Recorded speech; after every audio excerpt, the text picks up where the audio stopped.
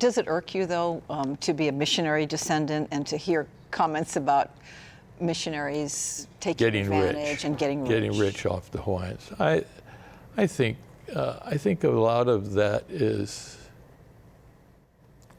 in some ways I do, but I tend to get it corrected in what they did well and why they did well at it. His family arrived in Hawaii around 1840 after a long journey from New York around Cape Horn. He describes himself as a Caucasian with a Hawaiian cultural background.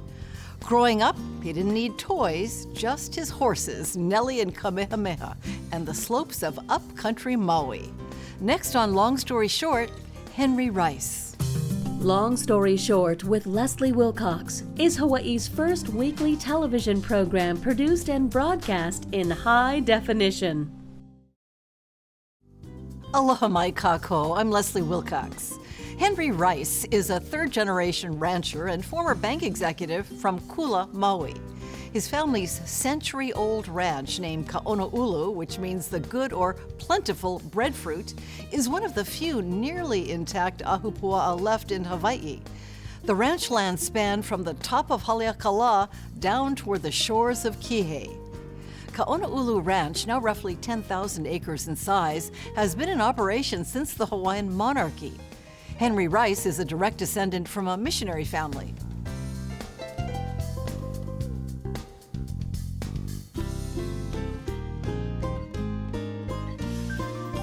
Tell us about the Rice family and coming to Hawaii.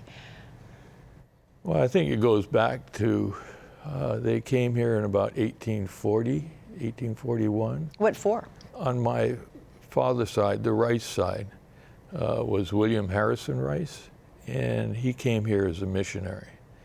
On my grandmother's side, which was the Baldwin side, they came here as a doctor. When they first got here, William Harrison was actually to go on down to the South Pacific, the Society Islands. He got ill here, and so he and his wife stayed here, and consequently never did get down permanently to the South Pacific. And where were they from? East Coast, New York. And what generation are you on down the line? Fifth, if I count correctly, yeah, because it would have been William Harrison Rice, then William Hyde Rice, then my grandfather Pop, then my father, and then myself. So we're fifth generation.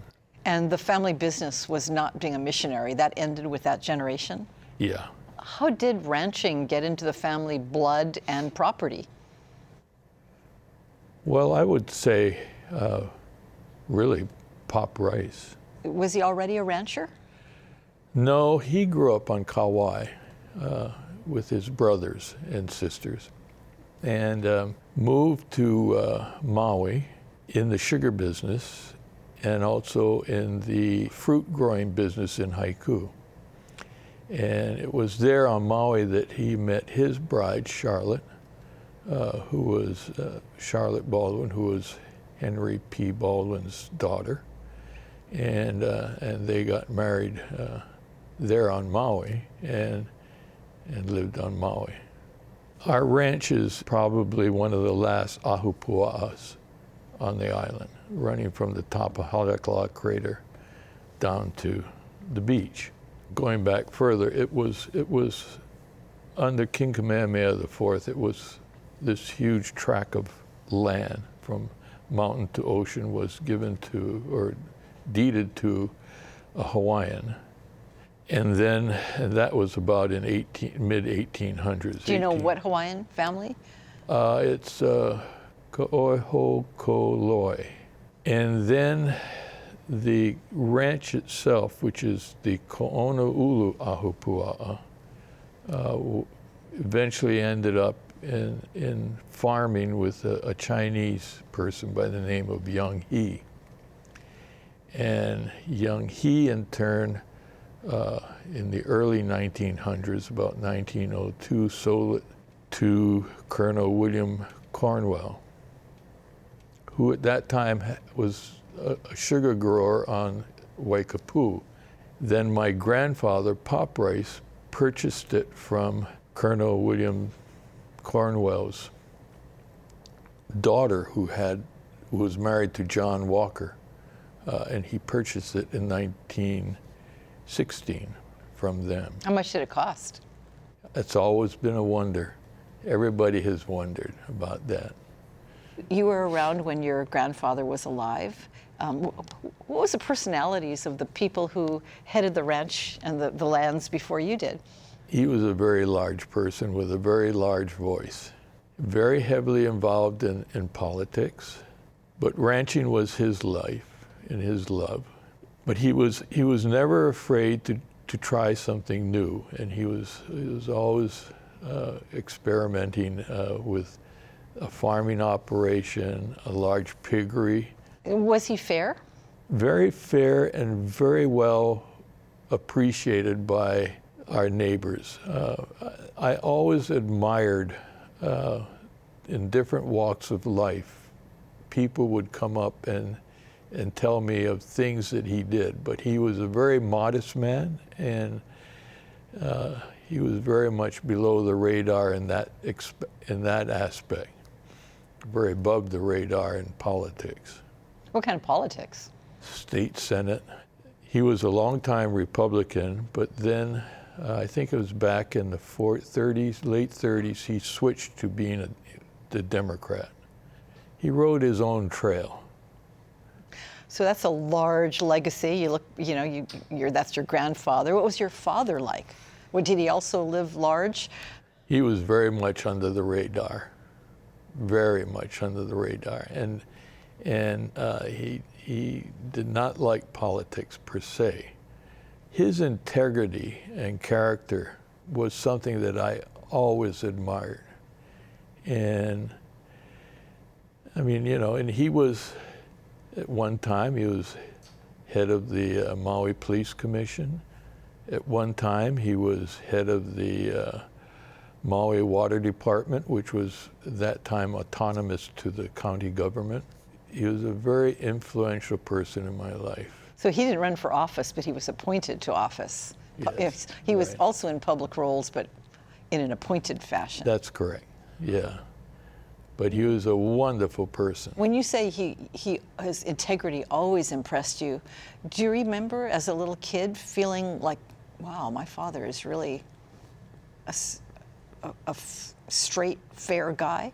Absolutely. Well, can you remember anything? There are just numerous incidents. And that's the beauty of growing up on the ranch, was the ability to work side by side with your father every summer. As a small child, growing up to when I went away to college. Then after college, we were weaned. So you rode alongside him and worked alongside him in the office? There was no office. No office? It was always on horseback. The office was out on a horseback. The office was down in Wailuku, and that we didn't go there. What did the paniolos you worked with teach you about life? Lots of Hawaiian families have grown up on your ranch. Yeah. What they teach me about life? Yep. I think the first thing that comes to my mind is the importance of the aina, the land. And that in Hawaii, stewardship, it is very important to have good stewardship of your lands. That lands in Hawaii should never be taken for granted, and that you're responsible for good stewardship. That followed with a lot of good fun. In addition to laborious duties on the family ranch, Henry Rice did make time for fun and took advantage of the open country on Maui. I grew up in our family home in Makawao, which is a home above Makawao. The ranch had a few few hundred acres in Makawao there, so it was where the horses were all kept. And in our yard, I had 2 horses, Nellie and Kamehameha, that I rode all the time, and it was mostly outdoors. You made your own fun. So you Right. raced, did you play polo? I played a lot of polo, a hard but a very fun sport. I was very, very lucky in that my years in polo, I got to play for the Maui polo team. We probably the last Maui polo team to play outdoor polo at Kapilani Park. Yeah, so you came before the days of people staying inside with their digital devices and Right, watching right. Netflix on their smart TVs. Right. Always outdoors. The nighttime too, campfires. I think our best camping trips were during the summers, where we would get on our horses and with my mother and father and family and pack horses and ride a whole day over around the island of Maui to an area called Waipai and spend about 5 days over there hunting goats and fishing, and that was a lot of fun, and then ride all the way back. As a teenager, Henry Rice traded in his daily life of horseback riding and open spaces for city life on Oahu.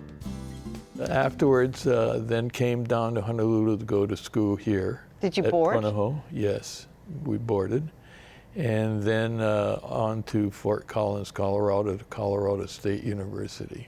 Why did you go to Colorado State? Well, number one, I had a very good scholarship to go there. Secondly, I knew some people from Hawaii that were already going to Colorado. And I knew they had a good ag school, and I was going to major in animal husbandry. And so the combination, because I had never been off to the mainland before, knowing that some people that were already going there was a big influence.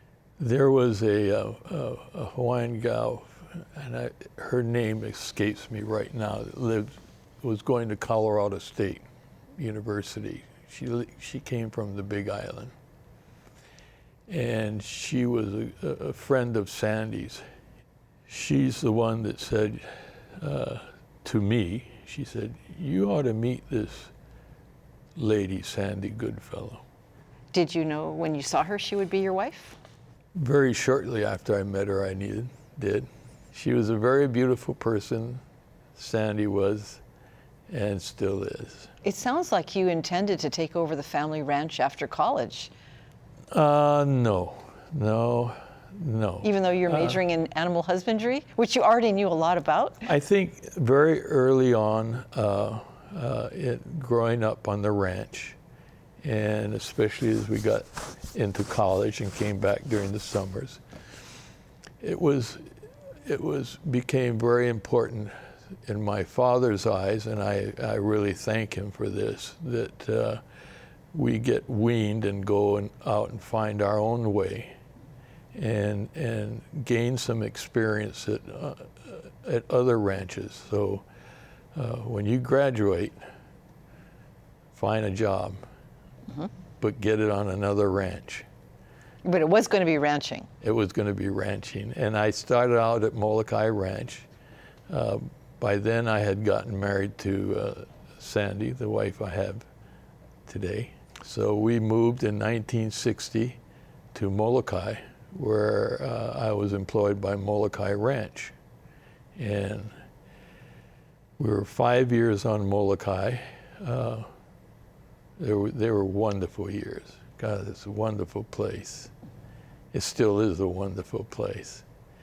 And then I had always been interested in what made certain businesses successful and what made the same type of business unsuccessful.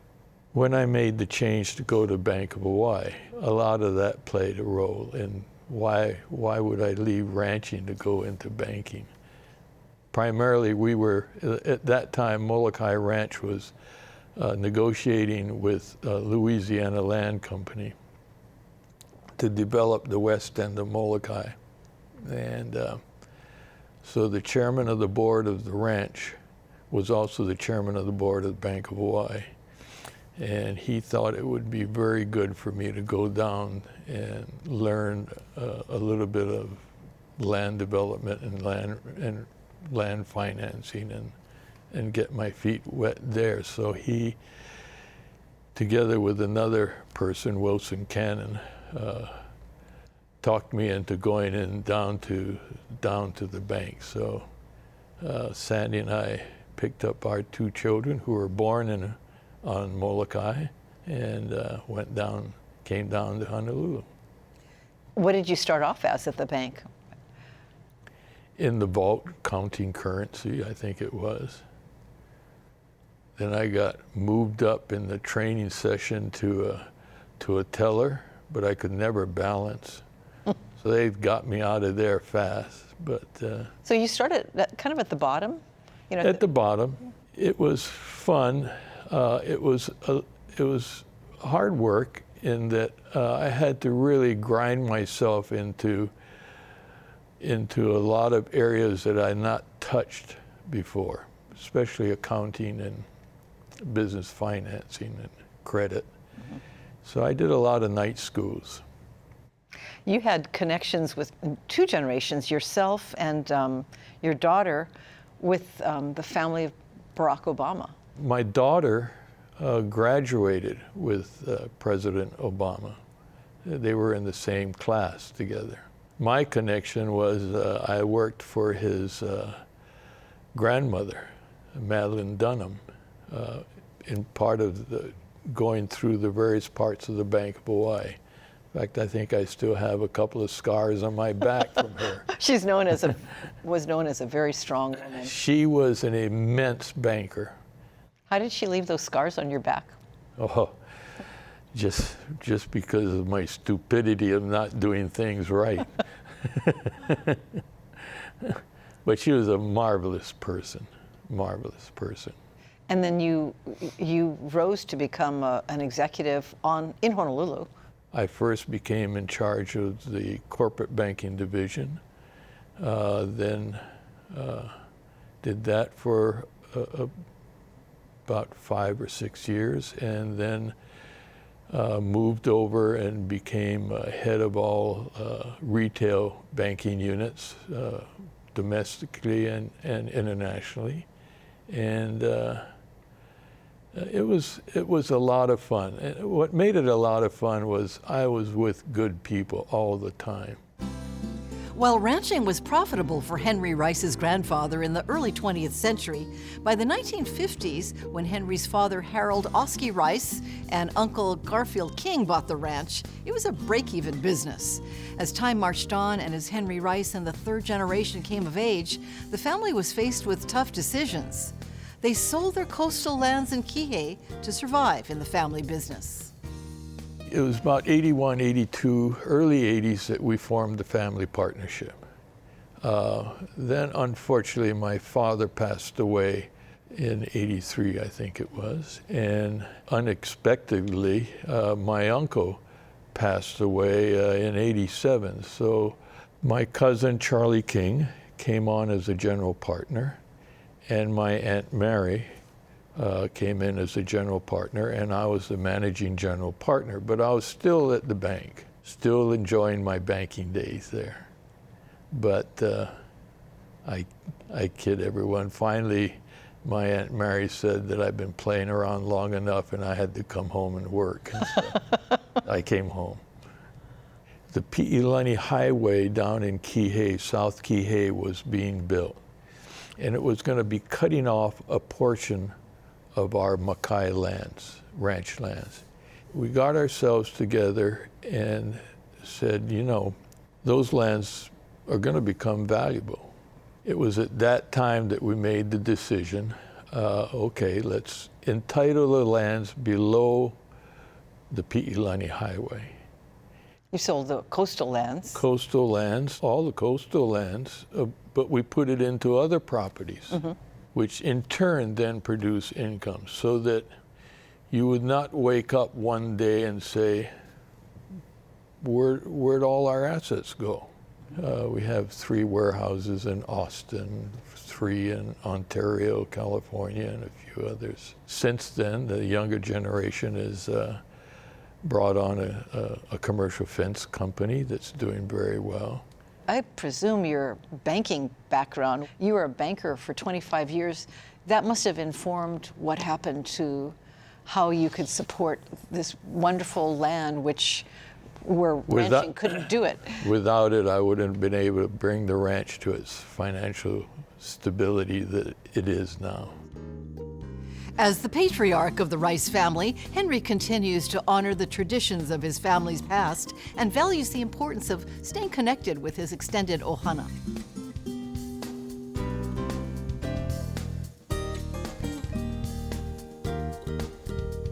You work and live with lots of family. I think I read somewhere that at Thanksgiving you have 52 people show up. They're all family. I mean, you're intermarried a lot in the Maui area, and then you're involved in business with family, which seems like a very hard thing to do, especially when it's generational. How do you make that work? It can't be all sweetness and light. I tend to leave it to Sandy and Wendy, my wife and my daughter. I try to stay out of the loop as much as possible. But you know, where Sandy and we live in the ranch house, the old ranch house where my grandfather lived. And you know, in fact, this year it's 100 years old. Congratulations. I hope you have new plumbing, though. We do. We and Thanksgiving, even Easter, but not as big. But Christmas Day, families from all over come to the ranch. It's an important aspect for me and Sandy that they enjoy that this is their land, this is their aina. And the responsibility they have, but to be able to come together and enjoy a day together. Thanksgiving dinner, yes, gets up to 45, 50 sit-down dinner. We have to do a little rearranging in the living room, but they get it done. Well, you know, I've run into people who talk about having spent years on the ranch, and they always say the Rices take good care of their people, meaning their employees. How do you? It's a matter of how you're brought up. You know, as the saying goes, you ride for the brand. Like in any business, whether you're in a very nice brick and mortar, it's still the people that make the business a success or not. Our ranch foreman always said, Henry, you tighten your own girth, your own saddle girth. You're responsible, but don't forget, the guy next to you is going to make you good or not good, and so you just naturally take care, and they take care of you. Over the last few years, Henry Rice has slowly handed over the reins of Onoulu Ranch to the 4th generation. Although he says he's retired, he hasn't quite ridden off into the sunset, and he serves as senior advisor to the ranch. Even our own ranch, the transitioning of bringing in 3 general partners that are the next generation, one being my daughter, Wendy, and a new general manager, Ken Miranda, who's married to my niece. Their ability to flow with new ideas and take really careful, calculated risks, not stupid risks, but calculated risks, is a lot better than in my time, where we tended to be more structural. I would say that's the biggest thing I've seen. You don't have trouble letting go of things, right? Your banking career, and I mean, you seem like you're always looking ahead. never dwell on what you did in the past. I think it's very important to look ahead all the time. For years, we had a foreman on our ranch, Ernest Morton, who was probably another one of my great mentors. He never looked backwards. He always looked at what was ahead. Never say whoa in a tight spot. You can't take the cowboy out of Henry Rice. Here he is back in the saddle, helping with the cattle drive in July 2016. In April 2017, Henry was inducted into the Paniolo Hall of Fame in Waimea, Hawaii, taking his place among revered Hawaiian cowboys of past and present. Mahalo to Henry Rice of Kula, Maui, for sharing your story with us. And thank you for joining us.